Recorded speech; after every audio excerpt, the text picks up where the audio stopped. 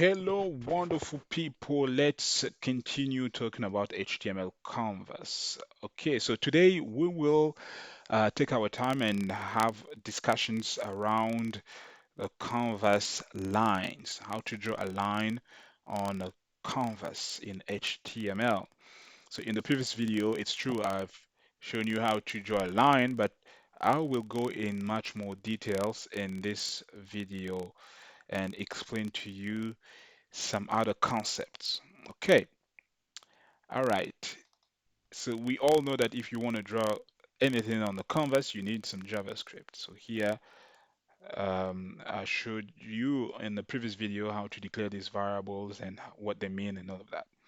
So now we want to draw our line, and we will use methods like the begin path method, the move to method, the line to method, the stroke method, and all of that.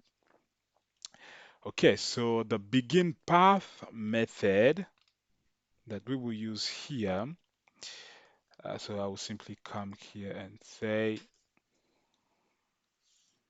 ctx that begin path.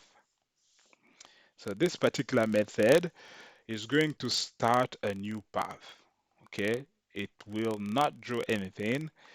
It will just define a new path for you. And then we also need another method, which is going to be the move to method.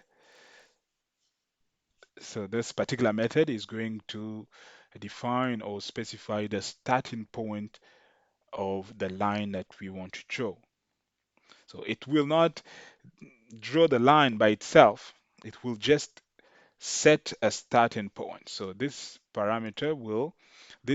method will need to have parameters. So like if you say 0, 0 here, it will define this as the starting point of our line. And then we have another method, which is the line to method here. So this particular method is going to specify or define the end point of the line. It does not draw anything. It will just set an end point of your line. Like if we say 200, 150, and then semicolon. So now here the line will still not display.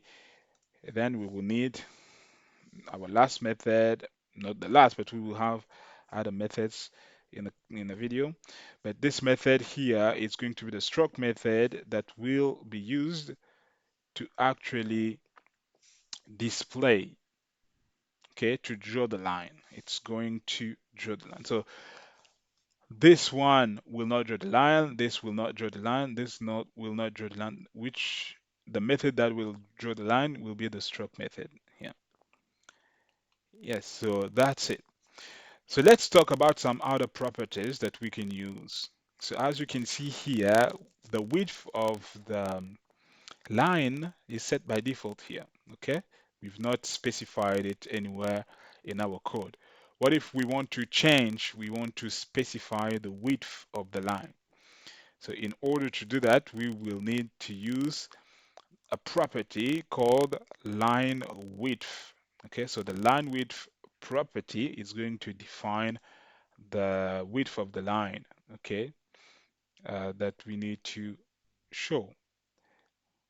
So we will come here and say ctx that line width like this equals, if we say 20 and then semicolon. So now you see how our line will show. Okay, and we already talked about these parameters here. These are how do you call them? Parameters, okay, coordinates. These are coordinates. Like if I change this just to show you, now you see how this will display, okay? Like if I say, sorry, like this, it will display this way.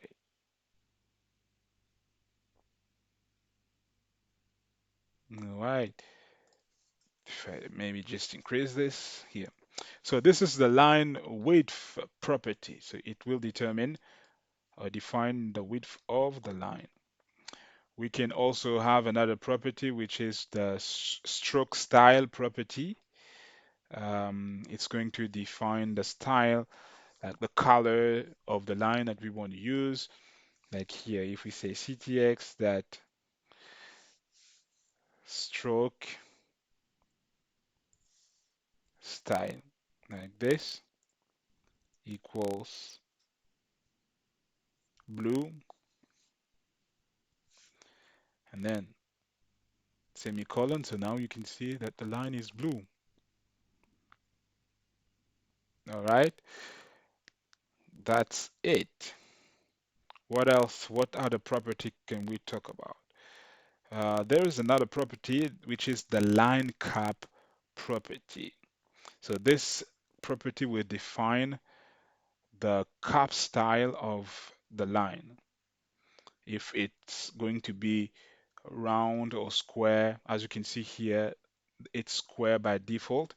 But what if we want it to be um, round, for example? How should we do that? Okay, and this property must be set before calling the stroke um, method. So we will say ctx that line cap, and here we will say round in the quotes. So if you say round like this, now you can see how the line is showing on the screen. Yeah. So if we increase this, so we'll have our line showing like this. Maybe increase the width of the line. Yes, this will show like this. All right. All right. So let's maybe talk about the use of this begin path. Okay. Let's say that here we have our line. We want to create another line. What will happen if we just copy this line of code without copying the begin path here and change this a little bit? If I say 0 like this, and this here will be 300. Okay,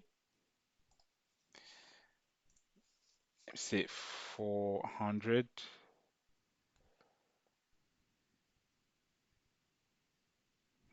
All right. So now if I change the color here and say tomato, for example, and do it like this. Now you see the first line we said it must be blue, the second must be tomato, but when we do like this, the two lines are having the same color because the system is considering that these two are, the same drawing. And that's where the begin path method is important. And as I was telling you at the beginning, that the begin path method allows you to start a new path. Okay, so it will define a new path just to tell the browser that this that we want to start here is a new drawing. So if it is a new drawing, the code that will come after must apply to that drawing alone. So if we do it like this, now you can see we have our first line, which is in blue, and then the second line, which is in the tomato color. All right. So, guys, that was it. That's what I wanted to show you in this particular video. I hope it was informative enough. And if you still have questions, as usual, feel free to write in the comment section and let's have a discussion on that. And if you see you have anything to add, based on what I have said or not. You have something special to add, feel free to do that in the comment section. So don't also forget to like, to share the video with people that may need the information that we have shared in here, and subscribe to this YouTube channel. Let's meet in the next video.